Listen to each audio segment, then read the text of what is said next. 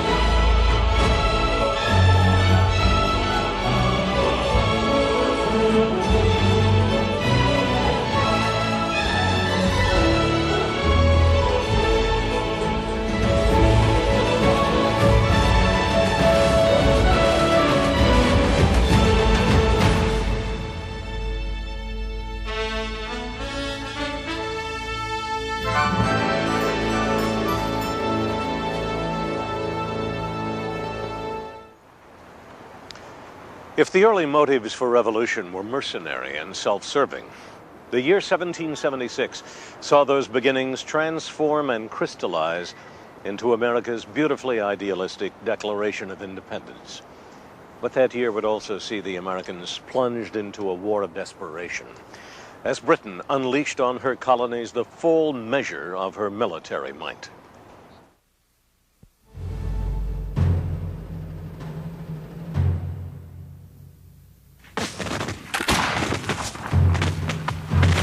At the same time, American rebels were fighting British regulars at the Battle of Bunker Hill.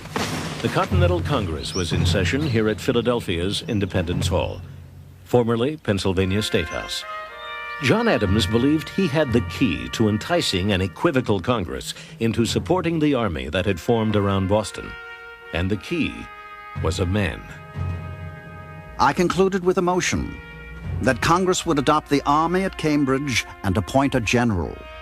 I had no hesitation to declare that I had but one gentleman in mind for that important command, and that was a gentleman from Virginia, John Adams. The gentleman was George Washington, who had attended the convention wearing his scarlet and blue Virginia militia uniform, as if advertising his availability for military service. With one brilliant stroke, John Adams brought the Plantation Society Southern colonies to the active support of the industry-oriented Northern colonies, and at the same time, provided the embryonic Continental Army with a strong, charismatic leader. He was the revolution. He was the army. He is the only American who's ever lived who, if he had chosen to, could have become king. There was a movement toward the end of the revolution to make him the king of the new country. Though I am truly sensible of the high honor done me in this appointment, yet I feel great distress from a consciousness that my abilities and military experience may not be equal to the extensive and important trust. However, as the Congress desire, I will enter upon the momentous duty and exert every power I possess in their service and for the support of the glorious cause. George Washington to the Continental Congress.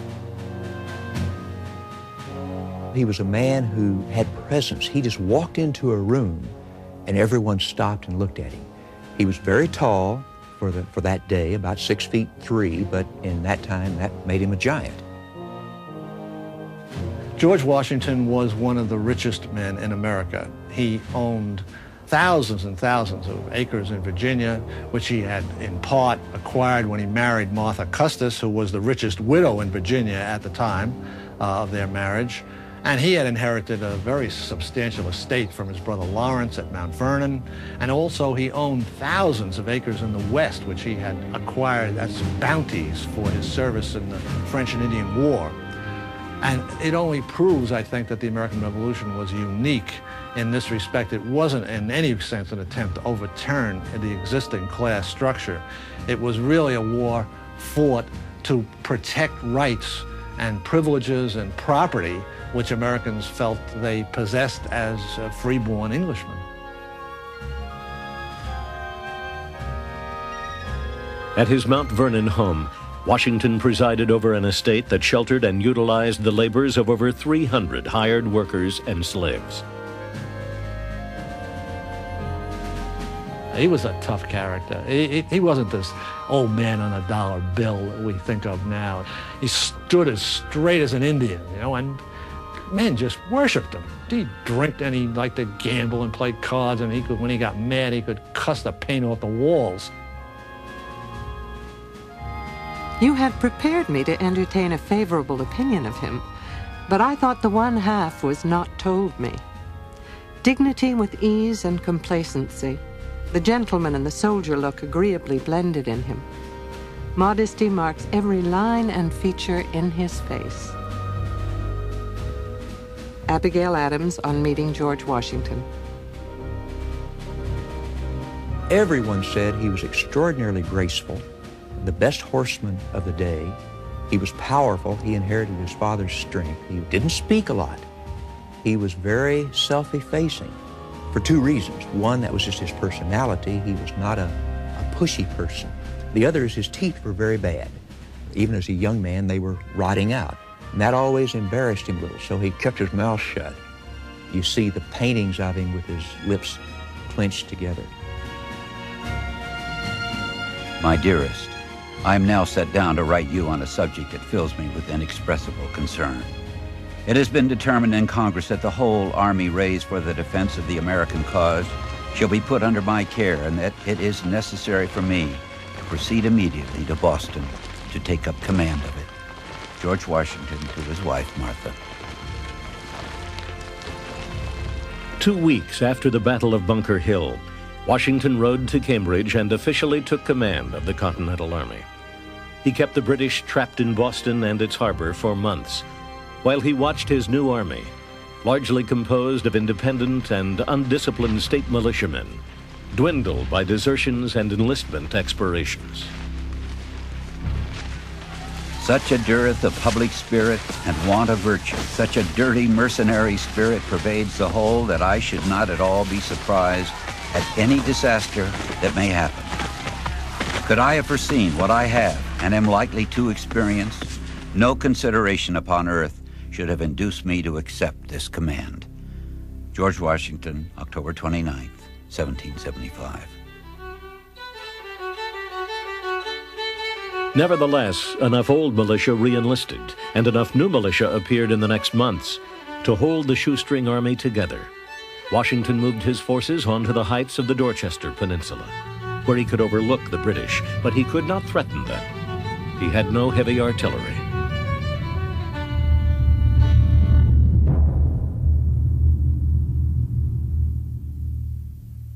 You can't begin to imagine the first 3 years of the war, 1775, 76, 77, without thinking of the two great heroes, the two men who between them kept that war alive, George Washington and Benedict Arnold. Both were great warriors, both were magnificent motivators of soldiers, both had physical courage on the battlefield, both did great things. Benedict Arnold is one of the great enigmas in American history. The reason his treason was so traumatic is because he was such a great hero. In May of 1775, Benedict Arnold, a successful Connecticut merchant whose name is now synonymous with traitor, had a plan that would supply the Patriots with the cannon and munitions they desperately needed. Far up the Hudson River, on the southern end of Lake Champlain, lay a dilapidated, undermanned British fort from the French and Indian War, known as Ticonderoga.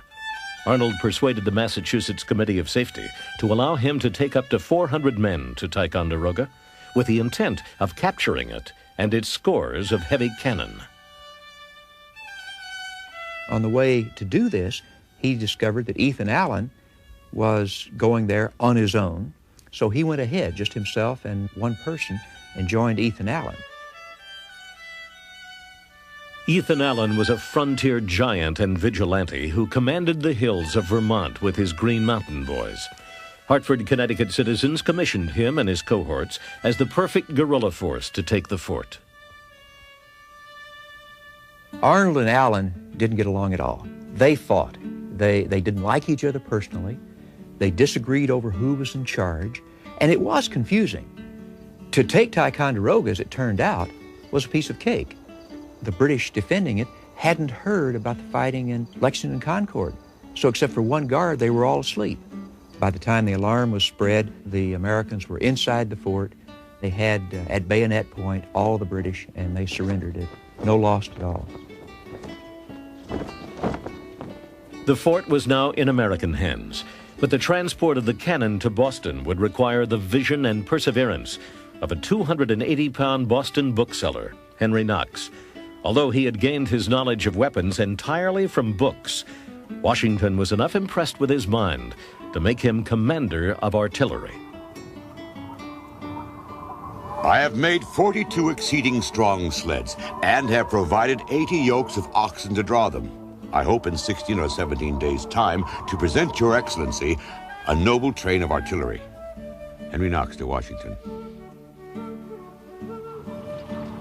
In a legendary feat, the fat bookseller dragged more than 50 cannon through wintry New England mountains to their destination in Boston. Now Washington had his big guns. Once Washington got his hands on these cannon from Fort Ticonderoga, he was ready to act. And in the dark of the night, he emplaced a substantial number of them on the Dorchester Peninsula. And the British awoke one morning and they stared up, and here were these guns ready to fire right down their throats. The rebels have done more in one night than my whole army could do in months. General William Howe, upon viewing Dorchester Heights.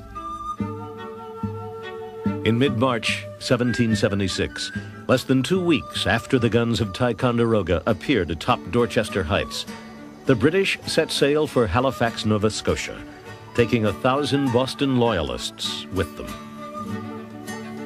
And the Americans then celebrated this as a stupendous victory, which it wasn't. It was a completely illusory victory. They didn't kill a single British soldier. They did get Boston back, but the whole British army had gotten away to fight another day, and they did indeed come back and fight another day as a great, great big British army.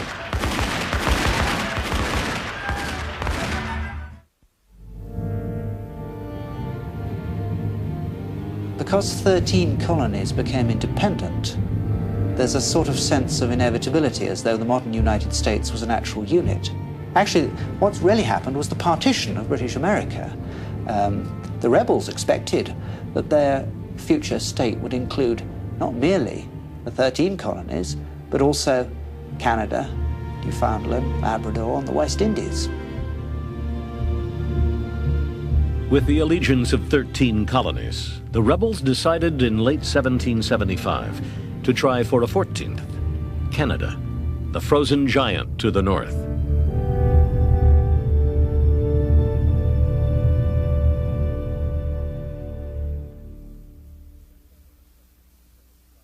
In September of 1775, General George Washington commissioned one of the heroes of Ticonderoga, Benedict Arnold, to travel to Canada through Maine with 1,100 troops and take the fortress city of Quebec. You are entrusted with the command of the utmost consequence to the liberties of America. Upon your conduct and courage, and that of the officers and soldiers detached on this expedition, not only the success of the present enterprise and your own honor, but the safety and welfare of the whole continent may depend. George Washington. Arnold would be part of a two-pronged attack. General Philip Schuyler and General Richard Montgomery would lead a force of 1,200 men from Fort Ticonderoga to Montreal, then push down the St. Lawrence to meet Arnold at Quebec. Though Montgomery's approach would prove to be difficult and dangerous, Arnold's march through the Maine wilderness would be epic.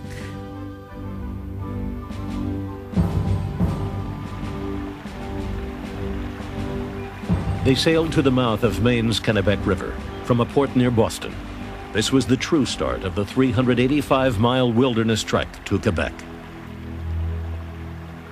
Arnold's march to Quebec is truly one of those great dramas of the Revolution.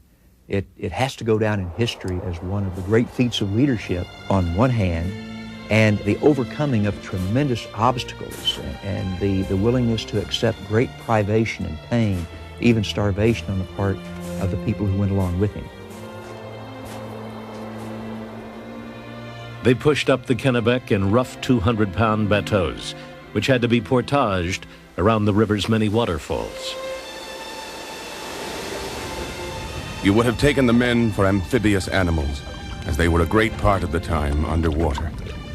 Benedict Arnold.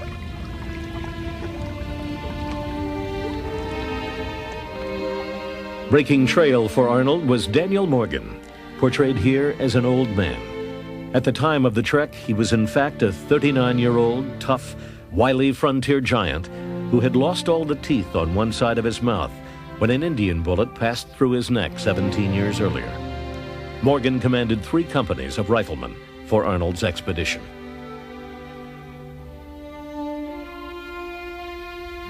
By the end of October, the northern winter was upon them, and their supplies had run out.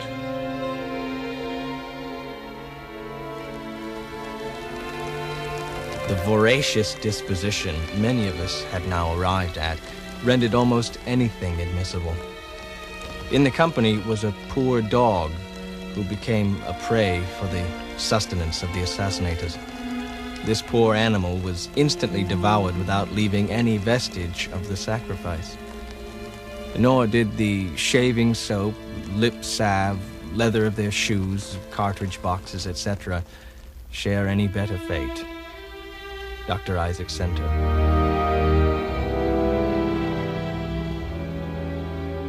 Half of them or more didn't make it. They died along the way of disease or starvation, or they gave up and went back. The others struggled on, past the headwaters of the Kennebec, toward Canada's Chaudière River.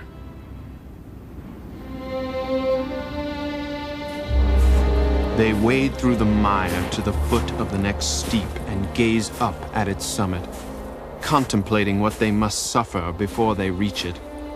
They attempted catching at every twig and shrub they can lay hold of. Their feet fly from them. They fall down to rise no more. Private George Morrison. But for Arnold's own personal leadership and his own endurance, they may not have made it. As this entire group was about to freeze to death, to die of exposure, he and a few hand-picked men raced on ahead, got into the French settlements on the Canadian side, got food, and returned it to the men. I have been deceived by every account of our route, which is longer and has been attended by 1,000 difficulties I never apprehended. But if crowned with success, I shall think it but trifling. Benedict Arnold. Revitalized by the food, Arnold and his men marched on to the imposing cliffs of Point Levy, across the St. Lawrence River from the city of Quebec.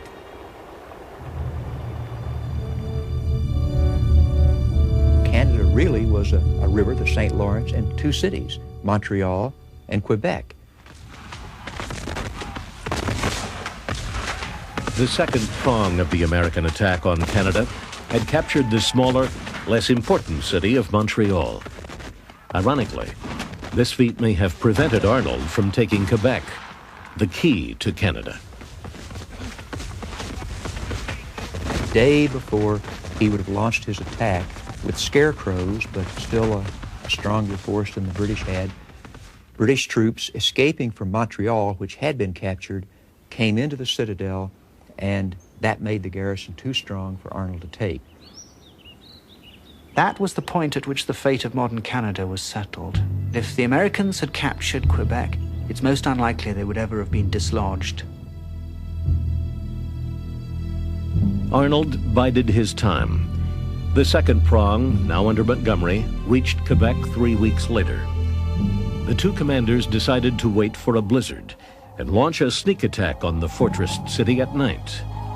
They got their chance on New Year's Eve, 1775. Arnold would come from the north. Montgomery would approach from the south, around the precipice of Cape Diamond, where massive chunks of ice would cause his men to proceed in single file. Montgomery led the way. Men of New York, you will not fear to follow where your general leads. Come on, my brave boys, and Quebec is ours.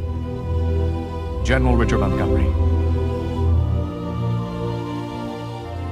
A cannon, firing small lead balls called grape shot, ripped the darkness.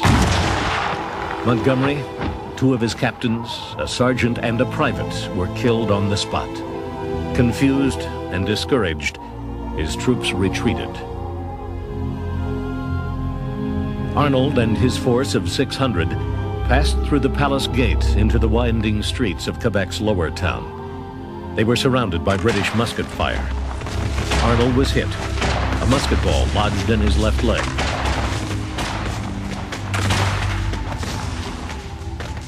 The loss of blood rendered me very weak. As soon as the main body came up, I returned to the hospital. Near a mile, on foot, being obliged to draw one leg after me, and a great part of the way under the constant fire of the enemy. Benedict Arnold.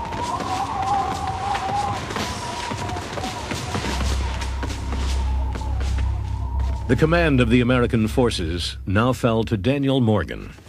Through daring and fierce fighting, he took hundreds of prisoners. But after 3 hours of fighting, Morgan was still unaware of Montgomery's death. Finally, without Montgomery's troops, Morgan was forced to surrender. The battle for Quebec was over.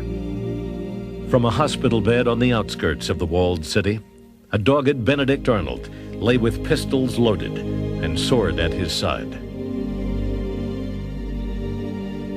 I have no thought of leaving this proud town until I first enter it in triumph. I am in the way of my duty and know no fear. Benedict Arnold. We came that close, the Americans came that close to making Canada the 14th colony.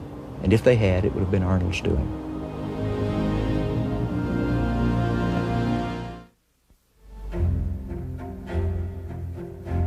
Upon his return to Philadelphia from England in May of 1775, Benjamin Franklin found the signs of war all about him. He devoted himself to the work of the Patriot cause. Benjamin Franklin was a very unlikely revolutionary. He was 70 years of age in 1776, an unusual age for a revolutionary. One doesn't usually think of men that old risking everything. We already had an international reputation, which none of the other revolutionaries had, and everything to lose, and what could he have gained? But he throws himself into it with the passion. His anger at the British government for humiliating him in 1774 led him to his patriot enthusiasm. At the same time, the rift between the old revolutionary and his loyalist son, William, continued to deepen. Franklin and his son, the governor, spent a whole night discussing the prospects of the revolution and emptying many bottles of Madeira in the process. It was Franklin's favorite drink. Franklin could not change his son's loyalty to England. The crown had given him respectability, and the son said that he would not espouse the revolution, that he was a servant of England, and thus he would remain. After this, the two men did not talk anymore until after the revolution. As governor of New Jersey, William Franklin became a loyalist leader. His revolutionary father became a member of a select 5-man committee responsible for drafting one of the most significant documents ever written.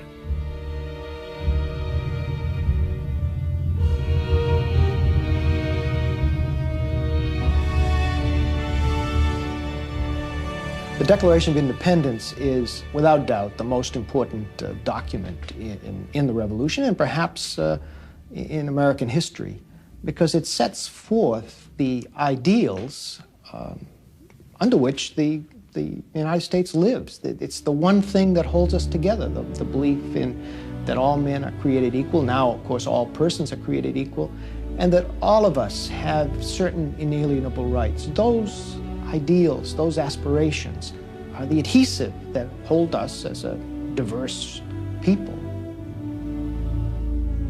Many of the rebel leaders were reluctant to declare independence. In July of 1775, the American Congress even sent a conciliatory proposal directly to George III. John Adams dubbed it the Olive Branch Petition, but the English king refused to receive it and instead sent to America a belligerent proclamation. Whereas many of our subjects in diverse parts of our colonies and plantations in North America, misled by dangerous and ill-designing men, and forgetting the allegiance which they owe to the power that has protected and supported them, have at length proceeded to open and avow rebellion. We do accordingly strictly charge and command our officers, and all others our obedient and loyal subjects, to use their utmost endeavors to withstand and suppress such rebellion. George III, August the 23rd, 1775.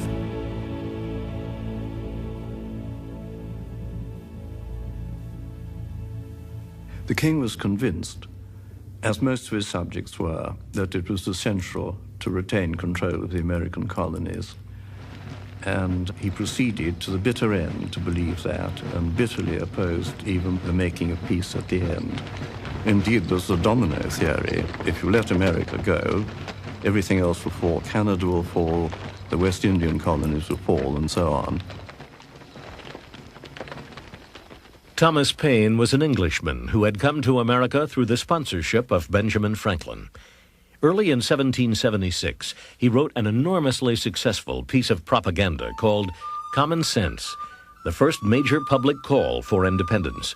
In months, the 47-page pamphlet had sold 100,000 copies. O ye that love mankind, ye that oppose not only the tyranny, but the tyrant, stand forth. Every spot on the world is overrun with oppression. Freedom has been hunted round the globe. Oh, receive the fugitive and prepare in time an asylum for mankind. Thomas Paine, 1776. Forward-thinking Abigail Adams saw in the climate of change a rare opportunity for her own sex. I long to hear that you have declared an independency. And by the way, in the new code of laws, which I suppose it'll be necessary for you to make, I desire you would remember the ladies and be more generous and favorable to them than your ancestors. Do not put such unlimited power into the hands of the husbands. Remember, all men would be tyrants if they could be. If particular care and attention is not paid to the ladies, we are determined to foment a rebellion and will not hold ourselves bound by any laws in which we have no voice. Abigail Adams, letter to John Adams, March 31st, 1776. Finally, the Congress created a committee to put America's demands for independence into writing. A 33-year-old Virginian, Thomas Jefferson, accepted the task of authorship. In Williamsburg, weeks before his new assignment, Jefferson had written the preamble to Virginia's Constitution. He would use it to guide him in his current task. He rented the upstairs flat of this house in Philadelphia to do his work, and in the parlor, at a small desk, he wrote the Declaration of Independence. It was intended to be an expression of the American mind, and to give to that expression the proper tone and spirit called for by the occasion. Thomas Jefferson.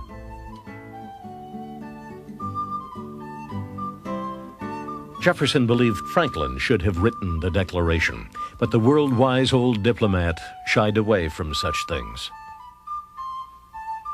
I have made it a rule, whenever in my power, to avoid becoming the draftsman of papers to be reviewed by a public body. Benjamin Franklin. Instead, Franklin tinkered with Jefferson's text. "We hold these truths to be sacred and undeniable" became "We hold these truths to be self-evident." The greatest tinkering, though, came from the Congress itself, in session at the Philadelphia State House. Jefferson's original draft contained a passionate condemnation of the slave trade. Jefferson was a slaveholder who hated slavery. He wanted to abolish it. He moved at various times in the state legislature of Virginia, in the Continental Congress, to try to make inroads against this institution. But of course, he himself was always a slaveholder and was never able to free more than a half dozen or so of his own slaves, which numbered at one point around 200. So that inconsistency gnawed at him throughout his whole life. Jefferson's declaration was approved on July 4th, 1776, only after the condemnation of the slave trade was deleted. How is it that we hear the loudest yelps for liberty among the drivers of Negroes? Samuel Johnson, English writer. For Benjamin Franklin, the day of independence was bitter with personal loss. On July 4, 1776, troops came in and led William Franklin away from his governor's mansion and took him to jail to Litchfield, Connecticut, where he stayed for about 2 years.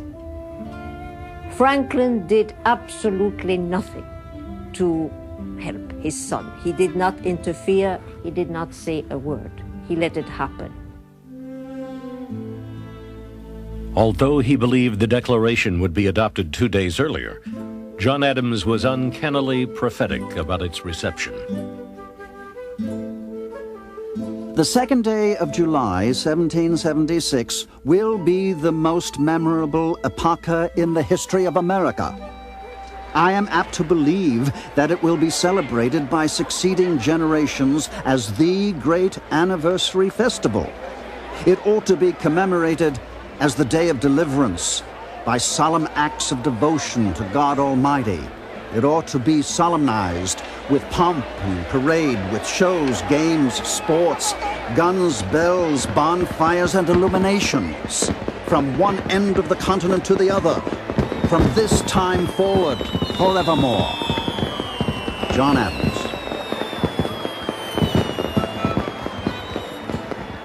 Even if the Congress didn't seem to remember the ladies, Abigail Adams was swept up in the euphoria of a new beginning. The bells rang, the cannon were discharged, and every face appeared joyful. After dinner, the king's arms were taken down from the State House, and every vestige of him from every place, and burned. Thus ends royal authority in this state, and all the people shall say, Amen. Abigail Adams, on a reading of the Declaration at the State House in Boston. On July 9th, Washington had the Declaration read to his troops. He and his men now had an actual League of States to defend. Also on July 9th, in New York, the Sons of Liberty toppled the lead statue of George III. They melted it down and cast 42,000 Patriot bullets. I am well aware of the toil and blood and treasure that it will cost us to maintain this declaration and support and defend these states. Yet through all the gloom, I can see the rays of ravishing light and glory. I can see that the end is more than worth all the means, and that posterity will triumph in that day's transaction. John Adams.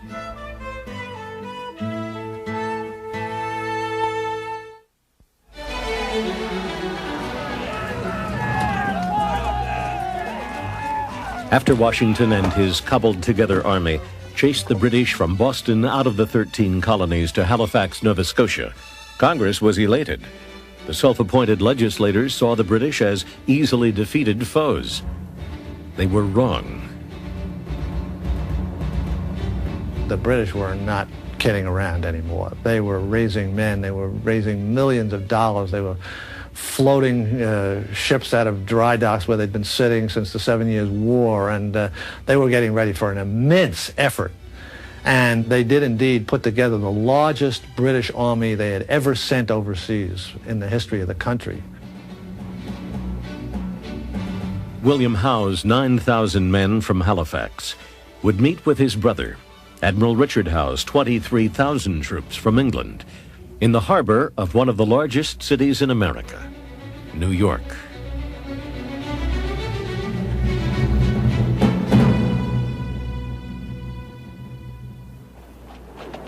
New York of 1776 was a city of 25,000 people. The city itself was a very busy seaport and a very prosperous city.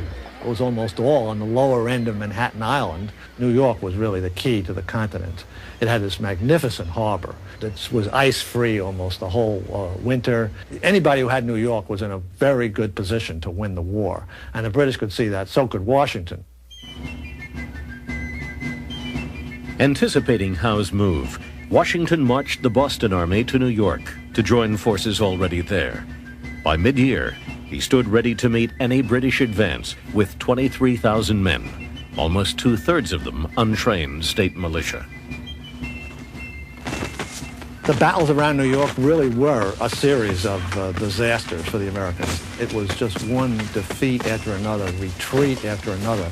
And of course the militia proved to be totally undependable, and not only they wouldn't fight, but they went home in droves by the thousands. These guys just didn't feel the slightest need to stay. Nobody was going to shoot them or court-martial them or anything. They just picked up their guns and went home. When we see Washington in New York, we see him reaping the bitter fruits of the lies that the Americans told about Lexington and Concord. The idea that the simple farmers could leap from their fields and defeat these British regulars had more or less blocked Washington's proposal to the Continental Congress that he raise an army of 40,000 men for the duration of the war. No, no, no, the Continental Congress said to Washington. You can't have a big regular army. All you need is a relatively small regular army, and they can only serve for 1 year, because that's all a virtuous American can be expected to sign away his liberty for. Among those short-term recruits was lanky 15-year-old Joseph Plum Martin from Milford, Connecticut. But his 6-month enlistment would turn into 6 years, and he would see action in many of the major battles of the war. I have here an 1830 first printing of Joseph Plum Martin's book, which he called A Narrative of Some of the Adventures, Dangers, and Sufferings of a Revolutionary Soldier, written by himself. Martin, when he wrote the book, was a 70-year-old veteran of the whole of the Revolution. He is incredibly accurate. He's given us the only complete autobiography of a Continental soldier. Martin first snuffed a little gunpowder, as he phrased it, at the Battle of Long Island, when the British finally attacked and routed the Americans at Brooklyn Heights.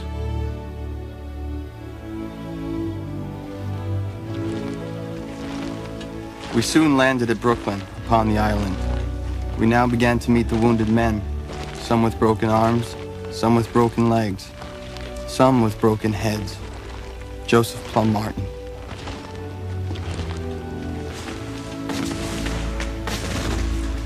With Joseph Plum Martin's first battle also came his first taste of defeat.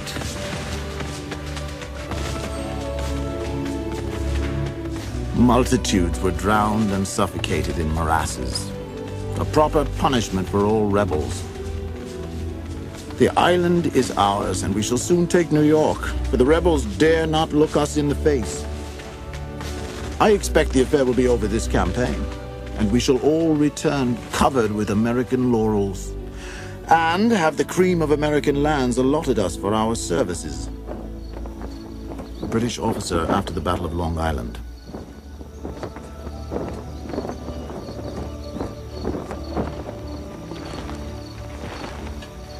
Unwisely, Washington had divided his army between Long Island and the island of Manhattan. With the British fleet in control of the harbor, nearly 10,000 of his troops now found themselves trapped on Long Island. The revolution survived when they made their escape thanks to the seafaring skill of John Glover and his Marbleheaders. Washington got them all down in boats run by a group of his soldiers who were from Marblehead, Massachusetts, who understood water and sea and shipping, and under cover of darkness got his entire army from Brooklyn back across to Manhattan. When the British woke up the next morning, they looked out and the American lines were empty. That was the loss of the first and greatest opportunity to destroy Washington and his army. Overpowered on the land and on the water, the Americans tried a secret weapon, David Bushnell's Turtle, the world's first submarine.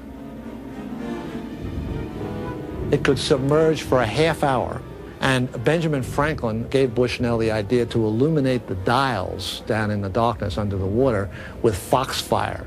So the guy had a compass down there and he had a general idea of where he was going. With a detachable time bomb at the tip of the submarine, Bushnell's pilot set out to destroy the British fleet. However, the attack was a complete failure, and a second attempt was never made.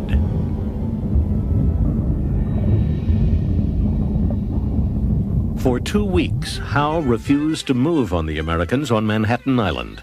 Instead, he conducted peace talks at this home on Staten Island with Continental Congress representatives Benjamin Franklin and John Adams. During the peace conference, Franklin and John Adams shared a room. And it turned out that Franklin, who was a great fan of fresh air, wanted the window open, and Adams wanted the window closed. And they debated this for a long time. And Adams said that while Franklin was explaining to him the virtues of fresh air, he fell asleep.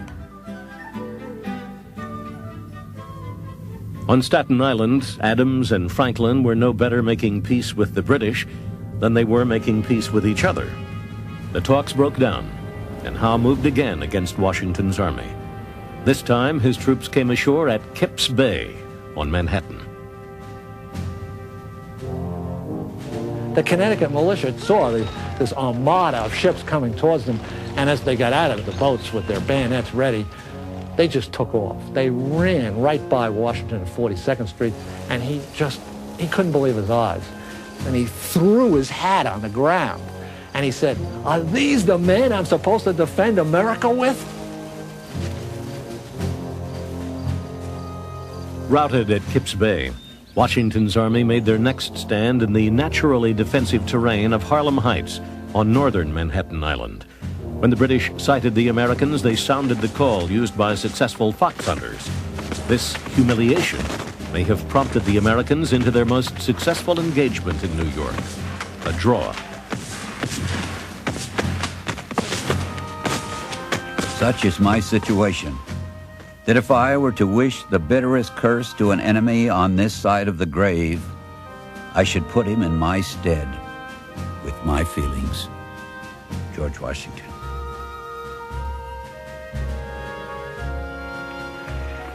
Howe finally chased Washington north out of New York City and up to the village of White Plains.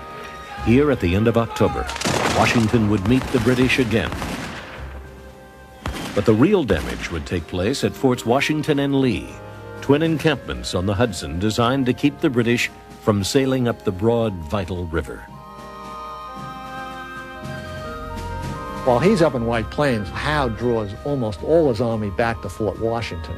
and he executes this absolute masterpiece of an assault on Fort Washington. They bombarded it from all sides, and they just, in a half hour, they utterly and totally demolished the American defenses, and the whole 3,000 men and all these precious cannon, over 100 cannon, surrendered.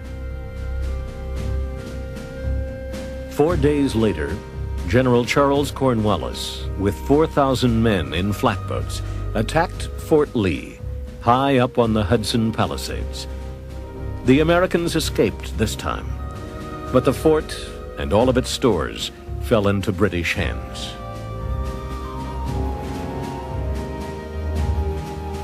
No man, I believe, ever had a greater choice of difficulties and less means to extricate himself from them. George Washington.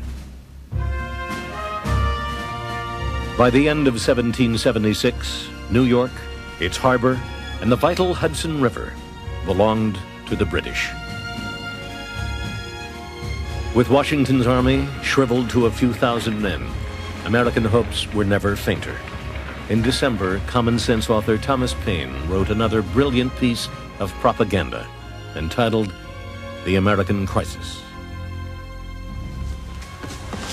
These are the times that try men's souls. The summer patriot will, in this crisis, shrink from the service of his country. But he that stands it now deserves the thanks of man and woman. Tyranny, like hell, is not easily conquered. Yet we have this consolation with us, that the harder the conflict, the more glorious the triumph. Thomas Paine.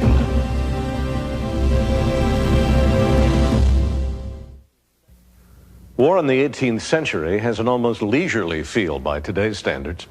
The fighting stopped entirely for winters in cold climates. So on December 14th, General William Howe called for an end to his 1776 campaign and prepared for an enjoyable winter in captured New York City, just 100 miles from the rebel capital here in Philadelphia. In striking contrast, a desperate George Washington took his threadbare army into the rugged New Jersey and Pennsylvania countryside to wait and to survive.